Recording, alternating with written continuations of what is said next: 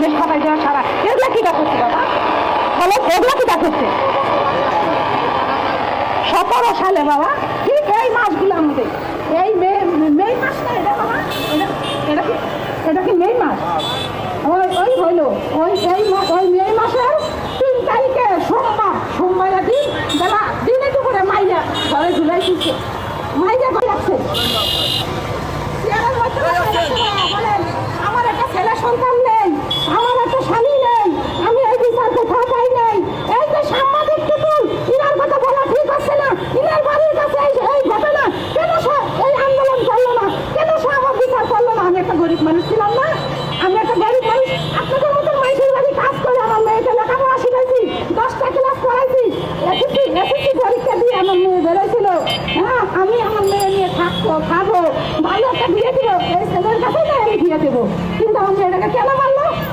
যে যাই করুক, মাইলা ফেলানির অধিকার কার আছে? দুনিয়াতে বাপ থাকতে, মা থাকতে, বাইসে থাকতে, কেন আমার মেয়েটাকে মারলো বলেন? আপনারা আমার জবাব দেন বাবা। আমিও তো একটা মেয়ের মা, আপনারা তো মেয়ের মার গর্বে ছিলেন। হ্যাঁ, আমি কি এই আশা করেছিলাম? আরেকটু বক্তব্য দেবো বাবা। যেদিন আমার মেয়েটা মরে যায়, সেদিন আমার মেয়ের 2 বান্ধবী এই অফিসে সরকার দিয়ে সেলাই মেশিনের কাজ শিখাইতো না, সেই দিন আমার মেয়েটা এই অফিসে সেলাই মেশিনের কাজ শিখতেছিল এই পুরসভা অফিসে বাবা। আমি বাড়ি বাড়ি কাজ করি, আমি বেলা 2টার সময় যাই আমার ঘরের দরজা খোলা, জানলা খোলা, ঘরের টিভি চলতেছে, ফ্যান চলতেছে, একটা করে টিভি দিছে। আমি এক পা গাইয়ে আরেক পা দিছে, দেখি আমার মাইয়াটারে মাইয়া উন্নতে ঘরে ফিরে গেছে, ঘরে দরজা মানে যারা মারছে তারা তো বেরোই আসবি, যারা মারছে তারা তো বেরোই আসবি, তারা তার ভিতরে থাকতে পারতেছে না। সেই হিসাবে তাহলে কেমন মেয়েটা গলায় দড়ি দিছে?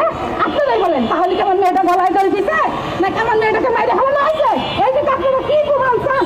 আর কি প্রমাণ আপনার কাছে আমি দেবো? আমি 8টা বছর একটা সন্তান হারা সন্তান মা। হ্যাঁ, এই দুঃখ আমি কাকে বলবো বাবা, কাকে বলবো? তো আপনারা সবাই আমার ছেলের মতন, আমার কোনো ছেলে নাই, আমার স্বামী নাই।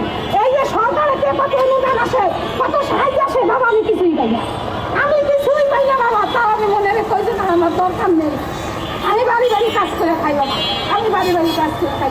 17 সালে শুনেন আমার এই দুঃখ নিয়ে আমি ডিসি কোর্টে গেছি, এসপি অফিসে গেছি, ওই 30 কিলোমিটার